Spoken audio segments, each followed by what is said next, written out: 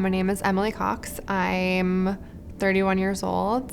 I live just outside of Boston, and ALS has been a part of my family since, before I was born. So my dad's mom passed away in 1990, so a couple years before I was born, and her sister also passed away about 10 years before her. And so it was always kind of something that we knew about, but that was kind of before genetic testing. And then a couple of years ago, my dad started developing weakness in his left hand, and immediately I just knew it was ALS.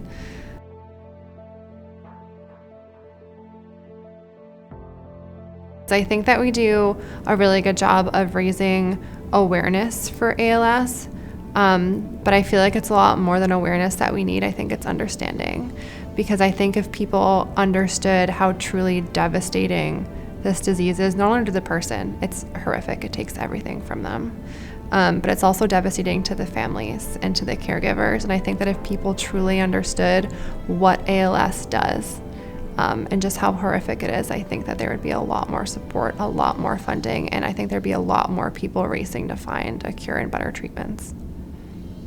This woman shook my hand and she said, "I really hope your dad gets better. I'm going to pray for him." And in that moment, I was like, oof. That's the point. He's not going to get better. And I'm so thankful she said that to me and not my mom, because I think it would crush my mom. And so I feel like a lot of conversations like that where people think that this is something that's going to get better, and they don't realize that it's just, at this point, it's just something that continuously gets worse and takes everything, and it just gets harder and harder and harder. It's almost like a nightmare that's constantly unfolding, and you just never know what's going to be next, what's going to be taken next. So it's hard. It's really, really hard, and I wouldn't wish this on anybody.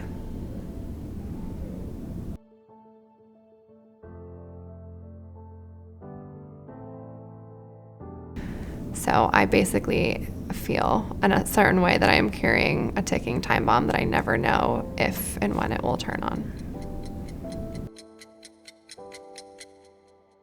I had a pretty traumatic experience finding out that I had the gene. I was just on a Zoom call and someone opened up a PDF on a computer and boom, it said I was positive.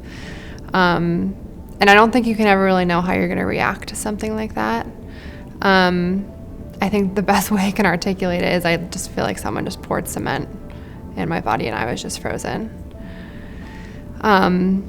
And then you start to think about everything else, like what you can do. So, I actually met with my fiance and, I sat down with him and I said, I totally understand if you don't want to do this, because we're experiencing it with my dad and it's a horrific, devastating disease. And I don't think a lot of people know that unless you've experienced it firsthand.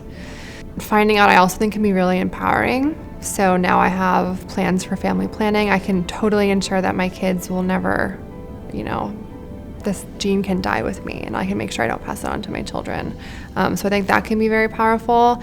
And participating in research, that was a no-brainer. As soon as I found out I had the gene, at first I feel like you can kind of do it for selfish reasons. I still kind of feel like I'm fighting for my life.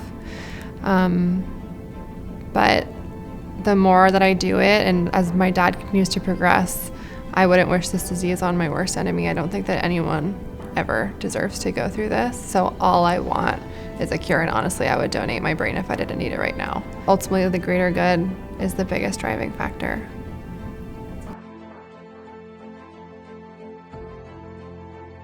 I'm hopeful, which I think is a lot to say, because I think that this population of patients and people like myself who are pre-symptomatic really haven't had hope. There are so many minds here that are working to solve what feels like my problem.